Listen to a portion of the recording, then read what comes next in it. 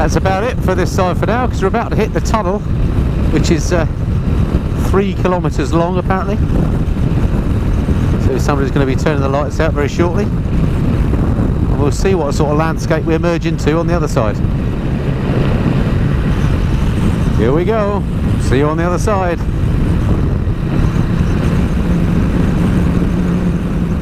Wow, it's amazing how the temperature drops as soon as you get in here. Gone distinctly chilly. And 3k later. Woo! A bit hazy out here actually. Visibility's not as good. Looks like the clouds are clinging to this side of the island a bit more. Let's see what happens when we climb a bit.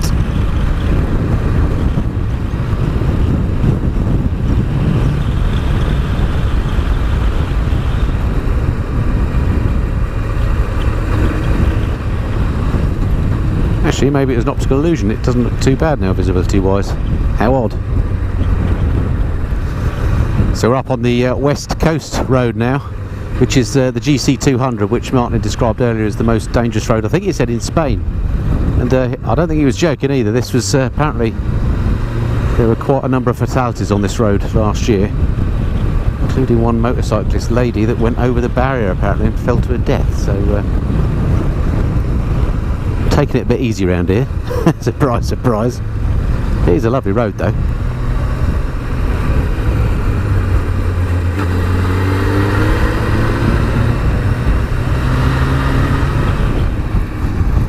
Going into another little town which sadly I failed to get the name of. It's a port by the looks of it. Maybe this is Alaskan. And here I think we're going to start to head inland a little bit more as we head towards the north of the island.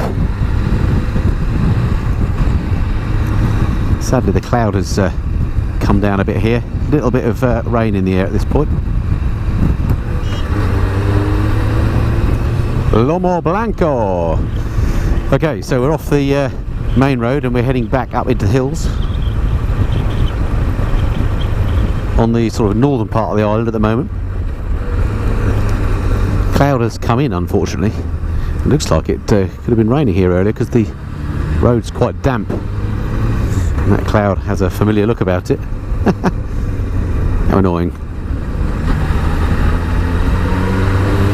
And we're back into hairpinage again.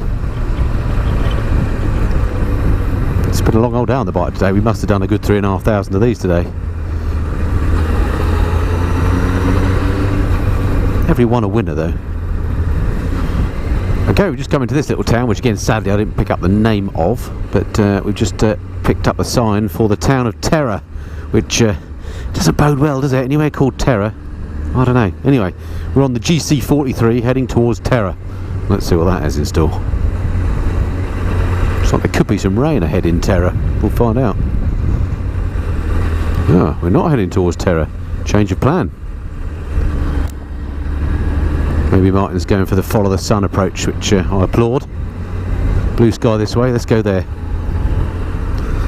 Another situation where I wish you could smell what I'm smelling. There's obviously been some rain here and it's fallen on this warm tarmac and it's got that beautiful, well, what I regard as a summer smell of rain on road. Really nice. And not a smell I associate with November. Wow, it's quite a bridge.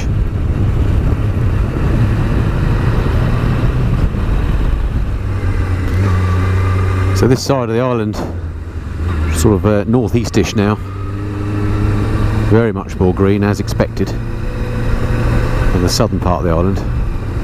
Lots of plantations and there's various gardens and things as well. Obviously the climate here is slightly more suited to growing stuff. Right, we're in the climb again. This time we're heading towards, according to the signs, a place called Bandama. Not sure what road we're on, but it's another windy, but feels a lot more like home if you ignore the giant cactus growing on the right, because there's generally a lot more vegetation here. What is this all about?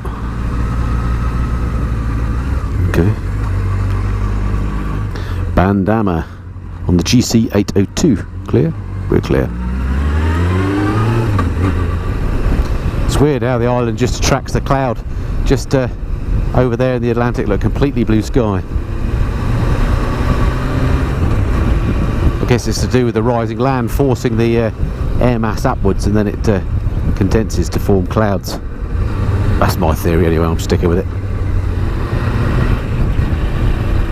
This is all very nice.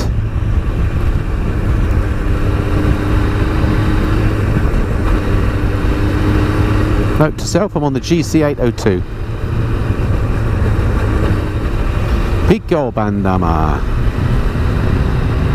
Okay, we're going to get up to the top here, the Pico, and apparently there's a really good view up here of pretty much the whole island, I think. So let's have a look. There's a big caldera just here. Well, it's just over this ridge. We might get to see it again in a minute, perhaps. Couldn't see any smoke coming out of it though, so I don't think it's likely to erupt at any moment. But it is mind-boggling to think that, you know, you're basically riding on a volcano, albeit a dormant one. But at least I hope it's dormant. Don't actually know. Right, I've got a view down there of the caldera. Yes, there we go, just down there to the right. I'm not going to look at it too much though, because it's a long way down. That's the caldera. Wild. Sun's out over there. Let's give you a little clean. There's a bit of moisture in the air. Hope you can see okay. Palma down there, the capital, and the port. And we're heading up into the clouds again.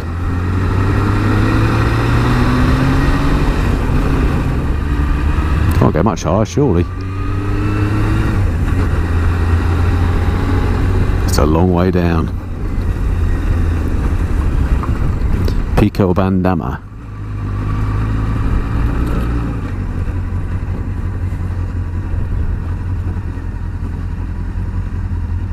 Feels like a photo stop.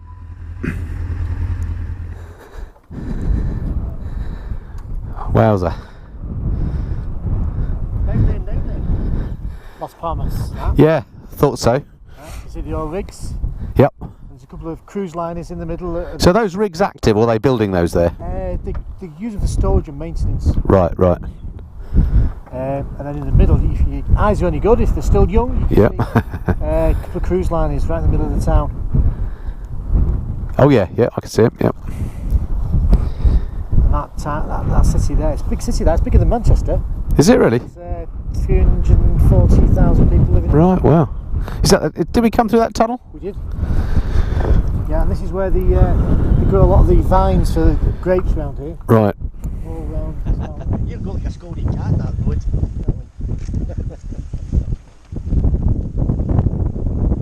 Well, actually, that wind is rather good. Wow, another splendid viewpoint.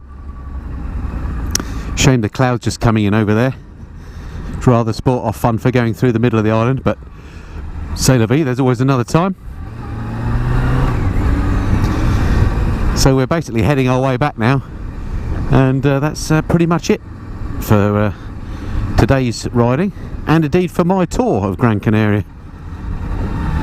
What a cracking couple of days I've had. Now, I don't think I'm exaggerating to say it's been some of the best riding I've ever done. Absolutely amazing roads, and just made so much easier with a tour guide. And the guys at Canary Motorcycle Tours made me feel very welcome indeed. Joy and Martin run the outfit. If you fancy a trip out here, do look them up. They're on the web. Canary Motorcycles, canarymotorcycletours.co.uk or .com. I don't know which, but I'll find out. I'll stick a link below. And if you fancy a hassle-free ride in winter, just to keep your biking spirit going, then there's no easier way. It's just a 4-hour flight from the UK. And other than one day a year, like today, it's generally warm and sunny. As I say, winter temperatures average 24 degrees. We don't even get an average of that in the summer in the UK. Right, we're heading back down there towards where it's brighter. Now the golf course.